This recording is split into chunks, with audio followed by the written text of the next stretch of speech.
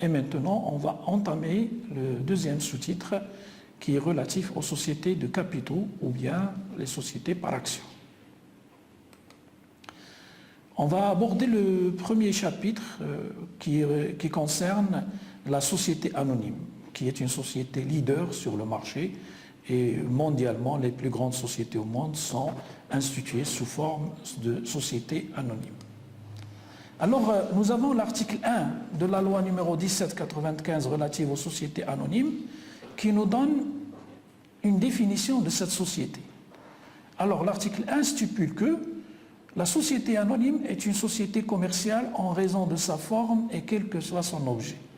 Ça, c'est le premier trait. Ensuite, son capital est divisé en actions négociables, représentatives d'apports en numéraire ou en nature, à l'exclusion de tout apport en industrie. C'est-à-dire que le travail, qu'on appelle l'apport en industrie, est exclu. Elle doit comporter un nombre suffisant d'actionnaires, lui permettant d'accomplir son objet et d'assurer sa gestion et son contrôle, sans que ce nombre soit inférieur à 5. Donc, on peut déduire que le nombre minimum des associés dans la société anonyme, c'est 5. Les actionnaires ne supportent les pertes qu'à concurrence de leur apport et leurs engagements ne peuvent être augmentés si ce n'est de leur propre consentement. Donc, on peut voir déjà les différences avec les sociétés de personnes, notamment la SNC.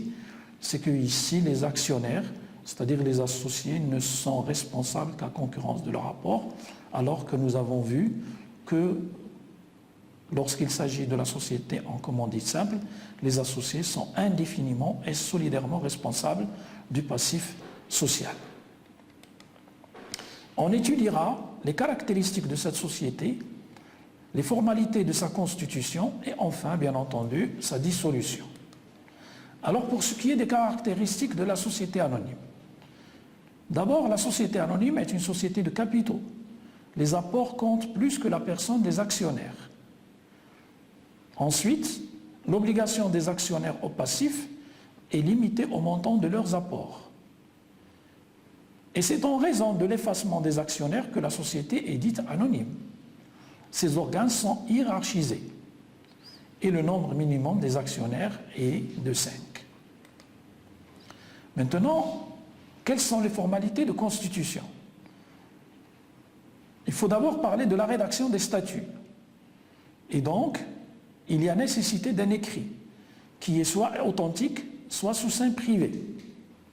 Deuxièmement, il faut une dénomination sociale. Elle est qualifiée par la désignation de son objet. Les actes et documents émanant de la société et destinés aux tiers doivent indiquer la dénomination sociale, précédée ou suivie immédiatement et lisiblement de la mention Société anonyme ou en abrégé SA, suivi également du capital social et du siège social, ainsi que du numéro d'immatriculation au registre commercial, du registre du commerce, et la patente, ainsi que la CNSS. Il faut aussi déposer le projet de statut et opérer la publicité. La société anonyme est constituée par l'accomplissement des 4 actes ci-après.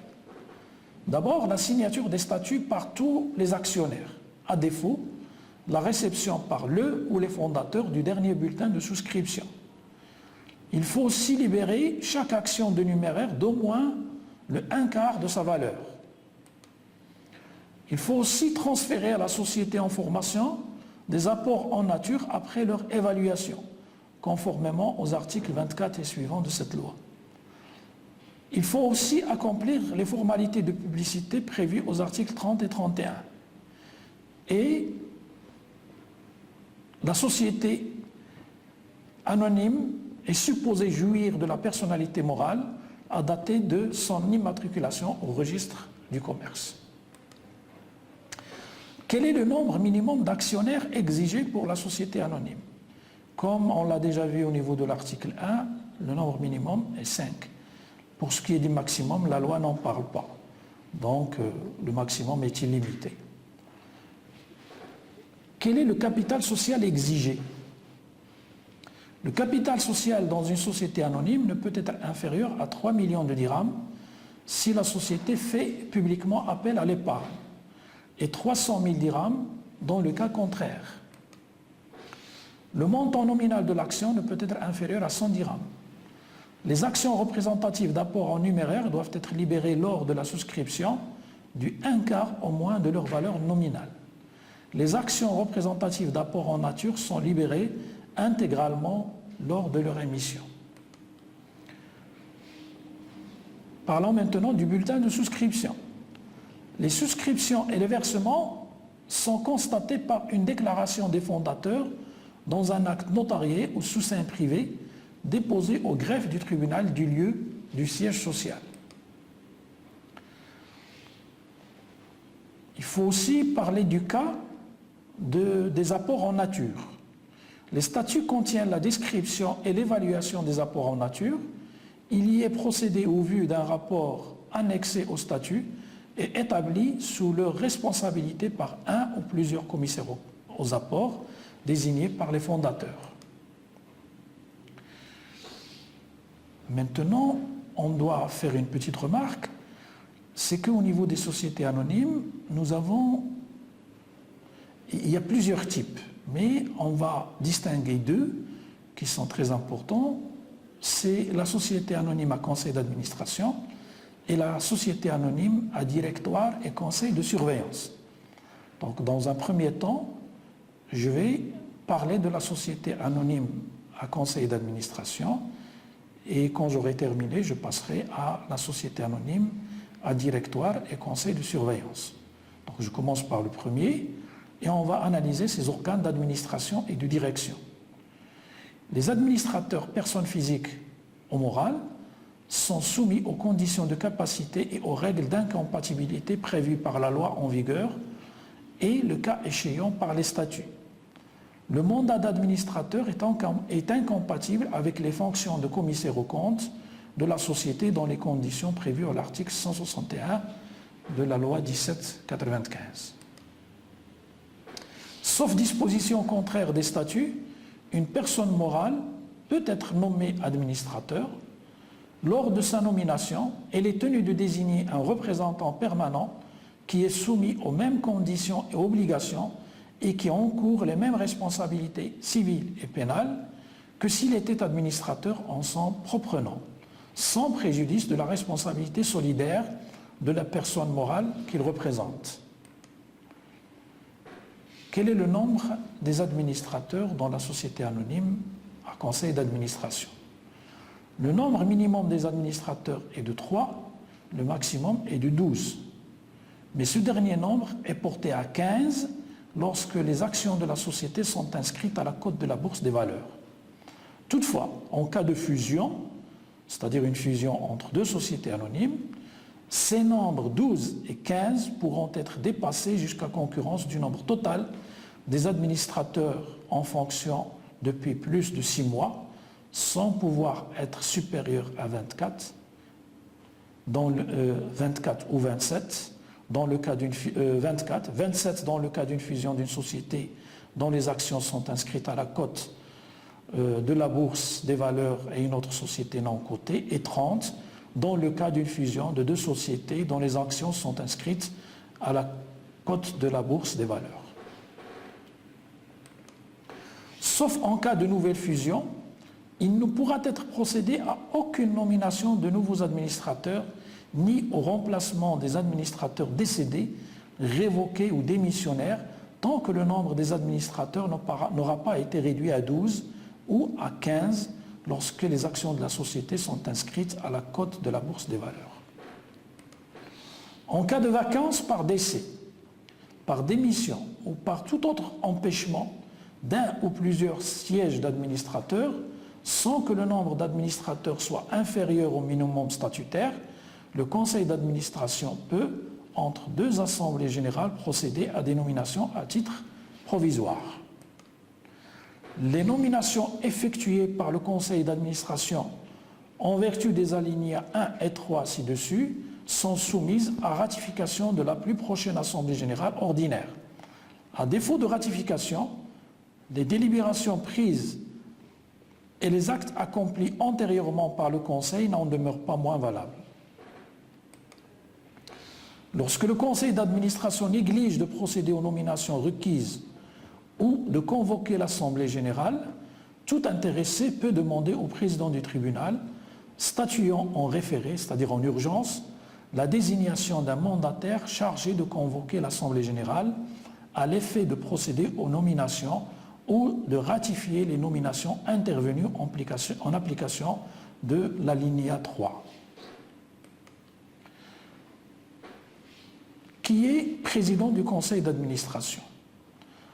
Le conseil d'administration élit en son sein, aux conditions de quorum et de majorité prévues à l'article 50, un président qui est à peine de nullité de sa nomination une personne physique. Le président est nommé pour une durée qui ne peut excéder celle de son mandat d'administrateur. Il est bien entendu rééligible. Le conseil d'administration peut le révoquer à tout moment. Toute disposition contraire est réputée non écrite. En cas d'empêchement temporaire ou de décès du président, le conseil d'administration peut déléguer un administration dans les fonctions de président. En cas d'empêchement temporaire, cette délégation est donnée pour une durée limitée. Elle est renouvelable. En cas de décès, elle vaut jusqu'à l'élection du nouveau président. Maintenant, on va parler du secrétaire du conseil d'administration. Le conseil d'administration nomme, sur proposition du président, un secrétaire du conseil chargé de l'organisation des réunions sous l'autorité du président et de la rédaction et de la consignation des procès-verbaux dans les conditions prescrites aux articles 52 et 53. Ce secrétaire peut être un salarié de la société ou un homme de l'art choisi en dehors de la société, à l'exception des commissaires aux comptes, bien sûr, qui vont tomber dans ce cas-là dans l'incompatibilité. Le conseil fixe le montant de la rémunération du président et du secrétaire du conseil et son mode de calcul et de versement. Sur la proposition du président, le conseil d'administration peut donner mandat à une ou plusieurs personnes physiques d'assister le président à titre de directeur général. Le conseil détermine leur rémunération. Les directeurs généraux sont révocables à tout moment par le conseil d'administration, bien sûr sur proposition du président. En cas de décès, de démission ou de révocation de celui-ci, ils conservent, sauf décision contraire du conseil, leurs fonctions et leurs attributions jusqu'à la nomination du nouveau président. Lorsqu'un directeur général est administrateur, la durée de ses fonctions ne peut excéder celle de son mandat. Les administrateurs qui ne sont ni président, ni directeur général, ni salariés de la société exerçant des fonctions de direction doivent être plus nombreux que les administrateurs ayant l'une de ces qualités.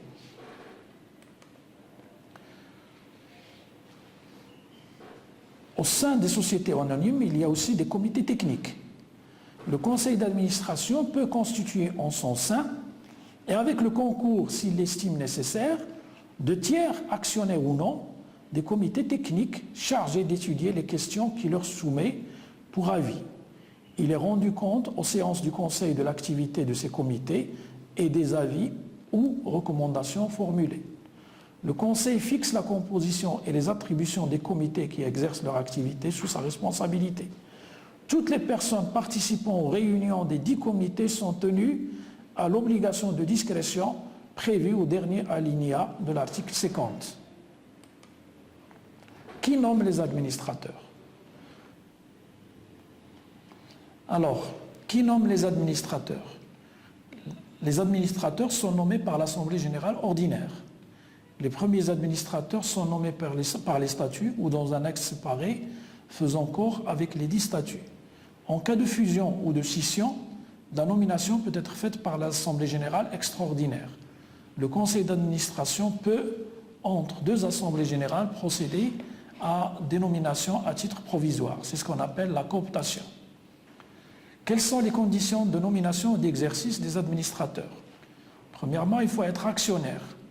Il faut aussi être propriétaire d'actions de garantie dont le nombre ne peut être inférieur à celui exigé par les statuts pour accéder aux assemblées générales ordinaires. Ces actions sont nominatives et inaliénables, c'est-à-dire qu'on ne peut pas vendre.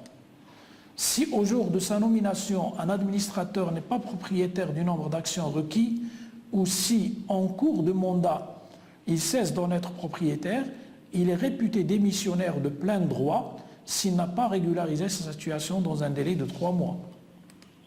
L'administrateur qui n'est plus en fonction ou ses ayants droit recouvrent la liberté de disposer des actions de garantie du seul fait de l'approbation de l'Assemblée générale ordinaire des comptes du dernier exercice relatif à sa gestion. Pour être administrateur, il faut avoir la capacité et éviter l'incompatibilité.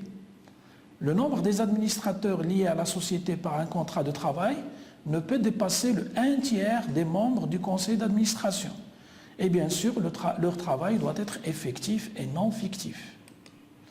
Les commissaires aux comptes ne peuvent être désignés comme administrateurs, directeurs généraux des sociétés qu'ils contrôlent qu'après un délai minimum de 5 ans à compter de la fin de leur fonction. Ils ne peuvent, dans ce même délai, exercer les dites fonctions dans une société détenant 10% ou plus du capital de la société dont ils contrôlent les comptes. Quelle est la durée des fonctions des administrateurs? La durée des fonctions des administrateurs est déterminée en principe par les statuts. Cette durée ne peut dépasser 3 ans si les administrateurs sont désignés dans les statuts. Elle peut aller jusqu'à 6 ans s'ils sont choisis par l'Assemblée générale des actionnaires. Quelles sont les fonctions et les pouvoirs des administrateurs, des organes d'administration et de direction? Les pouvoirs des administrateurs. Les pouvoirs des administrateurs sont précisés dans les statuts, mais certains découlent de la loi. Le conseil d'administration est investi des pouvoirs les plus étendus pour prendre en toutes circonstances toute décision à la réalisation de son objet social au nom de la société et sous réserve des pouvoirs attribués par la présente loi aux assemblées d'actionnaires. Dans les rapports avec les tiers, la société est engagée même par les actes du conseil d'administration qui ne relèvent pas de l'objet social, à moins qu'elle ne prouve que le tiers savait que les dits actes dépassaient cet objet ou qu'il ne pouvait l'ignorer compte tenu des circonstances, étant exclu que la seule publication des statuts suffise à constituer cette preuve. Les dispositions des statuts limitant les pouvoirs du conseil d'administration sont inopposables aux tiers. Le conseil d'administration peut décider le transfert du siège social dans la même préfecture ou province. Toutefois, cette décision doit être ratifiée par la plus prochaine Assemblée générale extraordinaire. Le conseil d'administration convoque les assemblées d'actionnaires, fixe leur ordre du jour, arrête les termes des résolutions à leur soumettre et ceux du rapport à leur présenter sur ces résolutions. À la clôture de chaque exercice, il dresse un inventaire des différents éléments de l'actif et du passif social existant à cette date et établit les états de synthèse annuels conformément à la législation en vigueur. Il doit notamment présenter à l'Assemblée générale ordinaire annuelle un rapport de gestion comportant les informations prévues à l'article 142. Dans le cas des sociétés faisant appel public à l'épargne, le Conseil est en outre responsable de l'information destinée aux actionnaires et au public prescrite aux articles 153 à 157. Le Conseil d'administration est convoqué par le Président aussi souvent que la loi l'a prévu et que la marche des affaires sociales le nécessite. En cas d'urgence ou s'il y a défaillance de sa part, la convocation peut être faite par le ou les commissaires aux comptes. En outre, le Conseil peut être convoqué par des administrateurs représentant au moins le 1/3 de son effectif s'il n'est pas réuni depuis 3 mois. En l'absence de dispositions statutaires contraires, la convocation peut être faite par tous les moyens.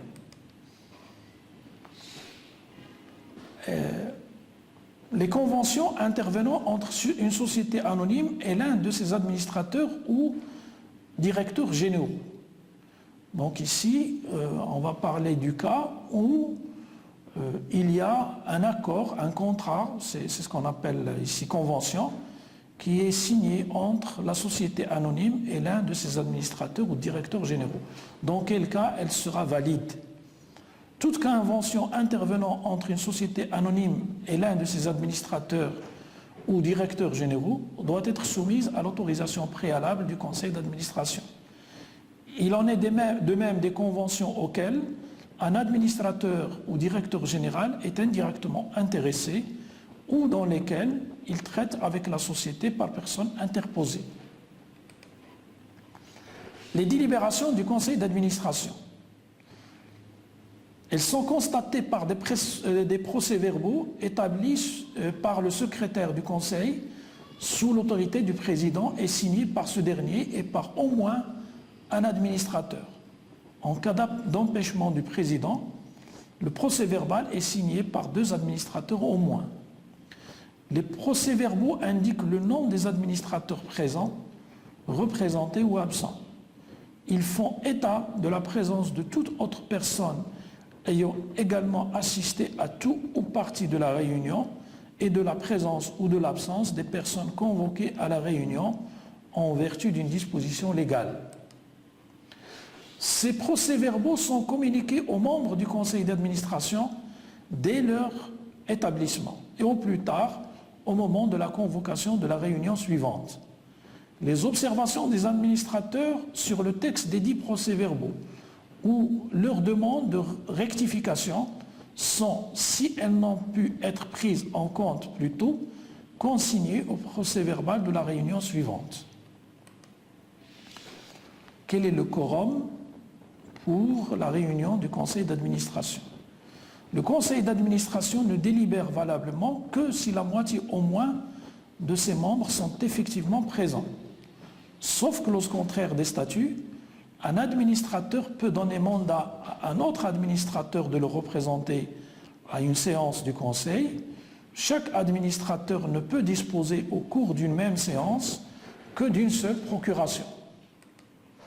Il est tenu un registre des présences qui est signé par tous les administrateurs participant à la réunion et les autres personnes qui y assistent en vertu d'une disposition de la présente loi ou pour toute autre raison. La majorité. À moins que les statuts n'exigent une majorité plus forte, les décisions sont prises à la majorité des membres présents ou représentés.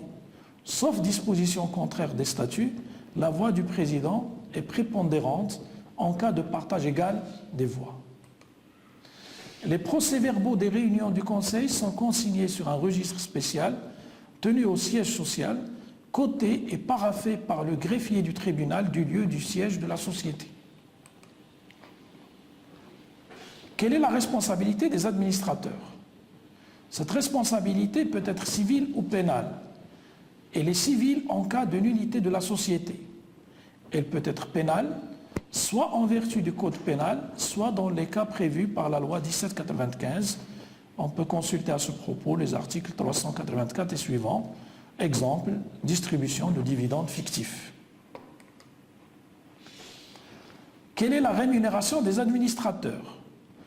L'Assemblée générale ordinaire peut allouer au conseil d'administration, à titre de jeton de présence, une somme fixe annuelle qu'elle détermine librement et que le conseil répartit entre ses membres dans les proportions qu'il juge convenables.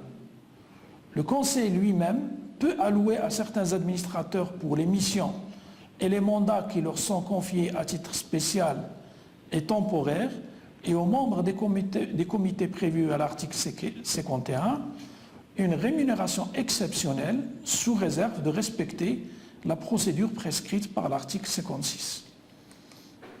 Il peut également autoriser le remboursement des frais de voyage et de déplacement engagés sur décision préalable de sa part dans l'intérêt de la société. Les rémunérations et les remboursements des frais sont portés aux charges d'exploitation. À quel moment cessent les fonctions des administrateurs? Les fonctions des administrateurs prennent fin soit par l'expiration de la durée de leur mandat, bien entendu par le décès, par la déchéance, par la démission ou la révocation, par le défaut de l'une des conditions nécessaires pour l'exercice de cette fonction. Elle peut prendre aussi fin par l'absence. Avec cela, j'aurais terminé avec la société anonyme à conseil d'administration et je passe maintenant à la société à directoire et à conseil de surveillance. C'est une nouveauté apportée par la nouvelle loi sur les sociétés anonymes, c'est-à-dire la loi 1795, parce que l'ancienne loi sur les sociétés anonymes ne parlait pas de ce type de société. Alors, quels sont les organes de direction et de surveillance de la société? Il peut être stipulé par les statuts de toute société anonyme que celle-ci est régie par les dispositions du présent chapitre.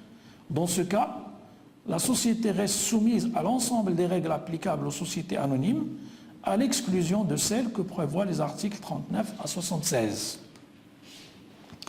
L'introduction dans les statuts de cette stipulation ou sa suppression peut être décidée au cours de l'existence de la société. Dans ce cas, la dénomination sociale est précédée ou suivie des mots « société anonyme à directoire et à conseil de surveillance », sous réserve des dispositions de l'article 4. Le directoire. Quel est le nombre des membres du directoire? La société anonyme est dirigée par un directoire composé d'un nombre de membres fixé par les statuts qui ne peut être supérieur à 5. Toutefois, lorsque les actions de la société sont inscrites à la cote de la bourse des valeurs, les statuts peuvent porter ce nombre à 7. Dans les sociétés anonymes dont le capital est inférieur à 1 700 000 dirhams, les fonctions attribuées au directoire peuvent être exercées par une seule personne. Le directoire exerce ses fonctions sous le contrôle d'un conseil de surveillance. Qui nomme les membres du directoire? Les membres du directoire sont nommés par le conseil de surveillance qui confère à l'un d'eux la qualité de président. Lorsqu'une seule personne exerce les fonctions dévolues au directoire, elle prend le titre de directeur général unique. À peine de nullité de la nomination, les membres du directoire ou le directeur général unique sont des personnes physiques. Ils peuvent être choisis en dehors des actionnaires, ils peuvent être des salariés de la société.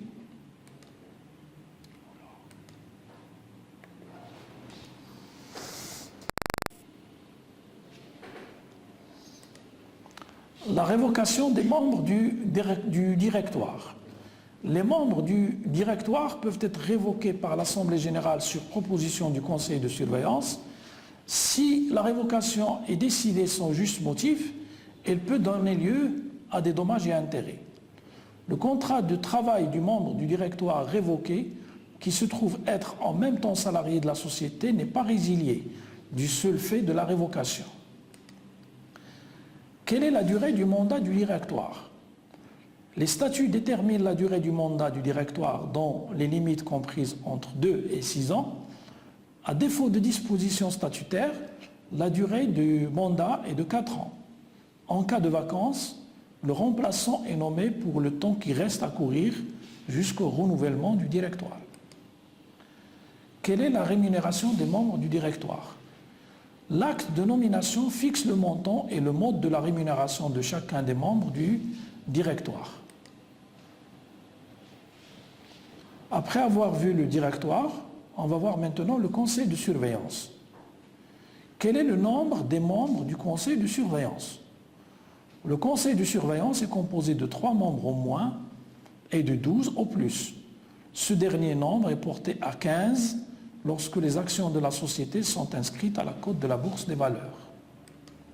Toutefois, en cas de fusion, ces nombres de 12 et 15 pourront être dépassés jusqu'à concurrence du nombre total des membres du conseil de surveillance en fonction depuis plus de 6 mois dans chacune des sociétés fusionnées, sans pouvoir être supérieur à 24, 27 dans le cas d'une fusion d'une société dont les actions sont inscrites à la cote de la bourse des valeurs et d'une autre société, 30 dans le cas d'une fusion de 2 sociétés dont les actions sont inscrites à la cote de la bourse des valeurs.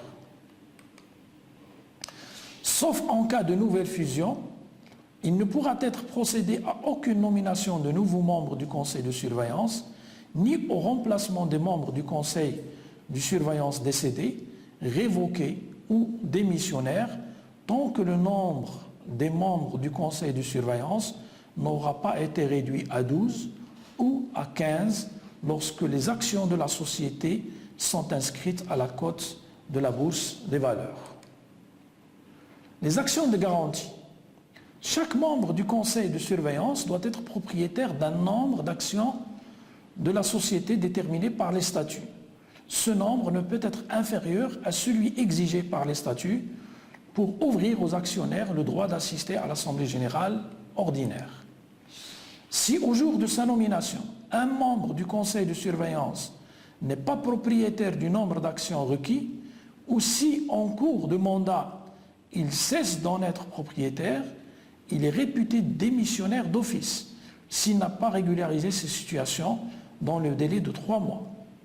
Ces actions sont indivisiblement affectées à la garantie de la responsabilité que peuvent encourir les membres du conseil de surveillance collectivement ou individuellement à l'occasion de la gestion de la société ou même d'actes qui leur seraient personnels. Les actions de garantie sont nécessairement nominatives. Elles sont inaliénables. Cette inaliénabilité est mentionnée sur le registre des transferts de la société. L'incompatibilité. Aucun membre du conseil de surveillance ne peut faire partie du directoire. Si un membre du conseil de surveillance est nommé au directoire, son mandat au conseil prend fin dès son entrée en fonction. Qui nomme les membres du conseil de surveillance? Les membres du conseil de surveillance sont nommés par les statuts et au cours de la vie sociale par l'Assemblée générale ordinaire. La durée de leur fonction ne peut toutefois excéder 6 ans dans les 2 cas. En cas de fusion ou de scission, la nomination peut être faite par l'Assemblée générale extraordinaire. Les membres du conseil de surveillance sont rééligibles, sauf clause contraire des statuts. Ils peuvent être révoqués à tout moment par l'Assemblée générale extraordinaire. Une personne morale peut être nommée au conseil de surveillance. Lors de sa nomination, elle est tenue de désigner un représentant permanent qui est soumis aux mêmes conditions et obligations et qui encourt les mêmes responsabilités civiles et pénales que s'il était membre du conseil en son nom propre, bien sûr sans préjudice de la responsabilité solidaire de la personne morale qu'il représente. Lorsque la personne morale révoque son représentant, elle est tenue de pourvoir en même temps à son remplacement et notifie sans délai ses décisions à la société. Elle procède de même en cas de décès ou de démission du représentant permanent. Le président du conseil de surveillance. Le conseil de surveillance élit en son sein un président et un vice-président qui sont chargés de convoquer le conseil et d'en diriger les débats. Ils déterminent le cas échéant leur rémunération. À peine de nullité de leur nomination, le président et le vice-président du conseil de surveillance sont des personnes physiques. Ils exercent leurs fonctions pendant la durée du mandat du conseil de surveillance. Comment s'effectuent les délibérations du conseil de surveillance? Là aussi, il faut parler du quorum et de la majorité. Le quorum. Le conseil de surveillance ne délibère valablement que si la moitié au moins de ses membres sont présents. La majorité. À moins que les statuts ne prévoient une majorité plus forte, les décisions sont prises à la majorité des membres présents ou représentés. Sauf clause contraire des statuts, la voix du président de séance est prépondérante en cas de partage. La rémunération des membres du conseil de surveillance. L'Assemblée générale peut allouer aux membres du conseil de surveillance, en rémunération de leur activité, à titre de jeton de présence, une somme fixe annuelle que cette Assemblée détermine sans être liée par des dispositions statutaires ou des décisions antérieures. Le montant de celle-ci est porté aux charges d'exploitation. Le conseil répartit entre ses membres les sommes ainsi allouées dans les proportions qu'il juge convenables. Il peut être alloué par le conseil de surveillance des rémunérations exceptionnelles pour les missions ou mandats confiés à des membres de ce conseil. Dans ce cas, ces rémunérations portées aux charges d'exploitation sont soumises aux dispositions des articles 95 à 99 de cette loi. Les membres du conseil de surveillance ne peuvent, en cette qualité, recevoir de la société aucune rémunération permanente ou non, autre que celle prévue aux articles 92 et 93 de la loi 1795. Toute clause contraire est réputée non écrite et toute décision contraire est nulle. Quelle est la situation des conventions intervenant entre une société anonyme et l'un des membres du directoire ou de son conseil de surveillance? Toute convention intervenant entre une société et l'un des membres du directoire ou de son conseil de surveillance est soumise à l'autorisation préalable de son conseil de surveillance. Il en est de même des conventions auxquelles une des personnes visées à l'alinéa précédent est indirectement intéressée ou dans lesquelles elle traite avec la société par personne interposée. À peine de nullité du contrat, il est interdit aux membres du directoire et aux membres du conseil de surveillance, autres que les personnes morales, de contracter sous quelque forme que ce soit des emprunts auprès de la société, de se faire consentir par elle un découvert en compte courant ou autrement, ainsi que de faire cautionner ou avaliser par elle leurs engagements envers des tiers.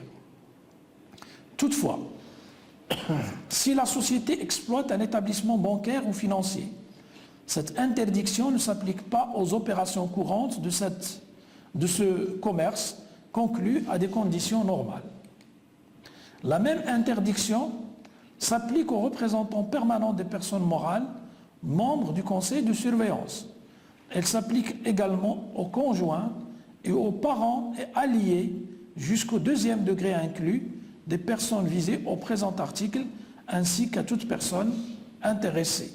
Il s'agit de l'article 100 de la loi 1795. L'obligation au secret professionnel. Les membres du directoire et du conseil de surveillance, ainsi que toute personne appelée à assister aux réunions de ces organes, sont tenus à l'obligation de discrétion prévue au dernier alinéa de l'article 50. Quelles sont les fonctions et les pouvoirs des organes de direction et de surveillance de la société anonyme? Quel est le rôle du directoire? Le directoire est investi des pouvoirs les plus étendus pour agir en toutes circonstances au nom de la société. Il les exerce dans la limite de l'objet social et sous réserve de ceux qui sont expressément attribués par la loi au conseil de surveillance et aux assemblées d'actionnaires. Dans les rapports avec les tiers, la société est engagée même par les actes du directoire qui ne relèvent pas de l'objet social, à moins qu'elle ne prouve que le tiers savait que l'acte dépasse cet objet ou qu'il ne pouvait l'ignorer compte tenu des circonstances, étant exclu que la seule publication des statuts suffise à constituer cette preuve. Les dispositions des statuts limitant les pouvoirs du directoire sont inopposables aux tiers. Quel est le rôle du président du directoire? Le président du directoire, ou le cas échéant, le directeur général unique, représente la société dans ses rapports avec les tiers. Toutefois, les statuts peuvent habiliter le conseil de surveillance à attribuer le même pouvoir de représentation à un ou plusieurs autres membres du directoire qui portent alors le titre de directeur général. Les dispositions des statuts limitant le pouvoir de représentation de la société sont inopposables aux tiers. Rôle du conseil de surveillance. Le conseil de surveillance exerce le contrôle permanent de la gestion de la société par le directoire. À toute époque de l'année, le conseil de surveillance opère les vérifications et les contrôles qu'il juge opportuns et peut se faire communiquer les documents qu'il estime utiles à l'accomplissement de sa mission. Les membres du Conseil peuvent prendre connaissance de toute information et renseignements relatifs à la vie de la société. Une fois par trimestre au moins, le directoire présente un rapport au Conseil de surveillance. Après la clôture de chaque exercice et dans le délai de 3 mois, le directoire présente au Conseil, aux fins de vérification et de contrôle, les documents visés à l'article 141 de la loi 1795. Le Conseil de surveillance présente à l'Assemblée générale, prévue aux mêmes articles, ses observations sur le rapport du directoire ainsi que sur les comptes de l'exercice. Maintenant, on va parler des assemblées générales des actionnaires. On commence d'abord par les assemblées générales ordinaires, on enchaînera après par les assemblées générales extraordinaires. Alors, l'assemblée générale ordinaire est réunie au moins une fois par an, dans les 6 mois de la clôture de l'exercice, sous réserve de prolongation de ce délai une seule fois et pour la même durée par ordonnance du président du tribunal, statuant en référé à la demande du conseil d'administration. L'Assemblée générale ordinaire est convoquée par le conseil d'administration. À défaut, elle peut être également convoquée par le ou le commissaire aux comptes, un mandataire désigné par le président du tribunal statuant en référé à la demande, soit de tout intéressé en cas d'urgence, soit d'un ou plusieurs actionnaires représentant au moins le 1/10 du capital social. Elle peut être également convoquée par les liquidateurs. Quel est l'ordre du jour classique sur lequel une assemblée générale ordinaire peut délibérer? Il peut s'agir de la réélection ou le remplacement des administrateurs et des commissaires aux comptes, ainsi que de la détermination de leur rémunération. L'ordre du jour peut contenir aussi l'autorisation des actes du conseil d'administration qui excèdent leur pouvoir. Il peut s'agir aussi de recevoir les comptes et, s'il y a lieu, de les approuver. Ça peut concerner aussi la répartition des bénéfices ou bien l'approbation des conventions passées entre les administrateurs et la société. Parlons maintenant du quorum et de la majorité relatifs aux assemblées générales ordinaires. Pour ce qui est du quorum, s'il s'agit de la première convocation, le 1/4 des actions ayant droit au vote suffit. Pour la deuxième convocation, aucun quorum n'est requis pour faire face à la politique de la chaise vide. Concernant la majorité, il s'agit de la majorité absolue, c'est-à-dire 50+1 des voix dont disposent les actionnaires présents ou représentés. Faites attention, il s'agit des voix et il ne s'agit pas des personnes. Remarque, nous avons aussi l'Assemblée générale ordinaire réunie d'une manière extraordinaire ou réunie d'une manière exceptionnelle, qu'on va nommer AGOE. Ce n'est pas une Assemblée générale extraordinaire. C'est une assemblée générale ordinaire et le E veut dire qu'elle est réunie d'une manière extraordinaire ou exceptionnelle. Ce sont donc des assemblées générales ordinaires réunies en dehors de leur date habituelle, vu le caractère urgent de la question à discuter. Ces assemblées générales sont différentes des assemblées générales extraordinaires, comme je l'ai déjà dit. Ce qui nous mène directement à parler des assemblées générales extraordinaires. Leur compétence, c'est de modifier les statuts. Elles ne peuvent modifier la nationalité de la société, ni augmenter les engagements des actionnaires que par un vote unanime de tous les actionnaires. Quel est le quorum et la majorité des assemblées générales extraordinaires? Pour ce qui est du quorum, sur première convocation, la moitié des actions ayant le droit de vote. Sur deuxième convocation, le 1/4 des actions ayant le droit de vote. À défaut de ce dernier quorum, la deuxième assemblée peut être prorogée à une date postérieure de 2 mois au plus à celle à laquelle elle avait été convoquée.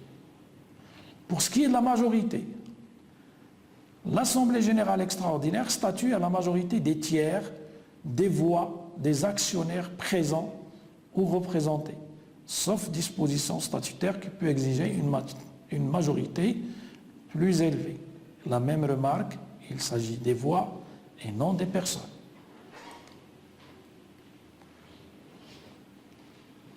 Parlons maintenant du contrôle des sociétés anonymes. Ce contrôle, bien sûr, il est assuré par les commissaires aux comptes, qu'on peut désigner en abrégé les CAC.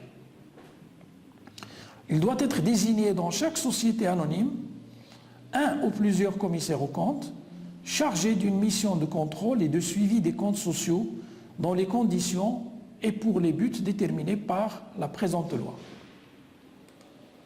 Toutefois, les sociétés faisant appel public à l'épargne sont tenues de désigner au moins 2 commissaires aux comptes. Il en est de même des sociétés de banque, de crédit, d'investissement, d'assurance, de capitalisation et d'épargne. Quelle est la condition de nomination? Nul ne peut exercer les fonctions de commissaire aux comptes s'il n'est inscrit au tableau de l'ordre des experts comptables. Donc, pour être commissaire aux comptes, il faut être un expert comptable, donc avoir le diplôme d'expert comptable, et bien sûr, il faut être inscrit sur l'ordre des experts comptables et ne pas avoir ce diplôme dans la poche et faire une autre activité. Le ou les commissaires aux comptes sont nommés pour 3 exercices par l'Assemblée générale ordinaire des actionnaires. Dans le cas prévu à l'article 20, la durée de leur fonction ne peut excéder un exercice. Les fonctions des commissaires aux comptes nommés par l'Assemblée générale ordinaire des actionnaires expirent après la réunion de celles qui statuent sur le compte du 3e exercice. Le commissaire aux comptes nommé par l'Assemblée en remplacement d'un autre ne demeure en fonction que pour le temps qui reste à courir de la mission de son prédécesseur. Quels sont les cas d'incompatibilité pour un commissaire aux comptes? Les commissaires aux comptes ne peuvent être désignés comme administrateurs, directeurs généraux ou membres du directoire des sociétés qu'ils contrôlent qu'après un délai minimum de 5 ans à compter de la fin de leur fonction. Ils ne peuvent, dans ce même délai, exercer les dites fonctions dans une société détenant 10% ou plus du capital de la société dont ils contrôlent les comptes. Les personnes ayant été administrateurs, directeurs généraux, membres du directoire d'une société anonyme ne peuvent être désignés commissaires aux comptes de cette société dans les 5 années au moins après la cessation de leurs fonctions.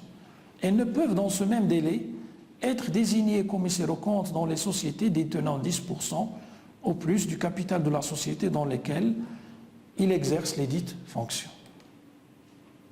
Quelles sont les missions des commissaires aux comptes? Le ou les commissaires aux comptes ont pour mission permanente, je dis bien permanente, à l'exclusion de toute immixtion dans la gestion, de vérifier les valeurs et les livres, les documents comptables de la société et de vérifier la conformité de sa comptabilité aux règles en vigueur. Il vérifie également la sincérité et la concordance avec les états de synthèse, des informations données dans le rapport de gestion du conseil d'administration ou du directoire et dans les documents adressés aux actionnaires sur le patrimoine de la société, sa situation financière et ses résultats. Le ou les commissaires aux comptes s'assurent que l'égalité a été respectée entre les actionnaires. À toute époque de l'année, le ou les commissaires aux comptes opèrent toute vérification et tout contrôle qu'ils jugent opportun et peuvent se faire communiquer sur place toutes les pièces qu'ils estiment utiles à l'exercice de leur mission, et notamment tout contrat, livre, documents comptables et registres de procès-verbaux.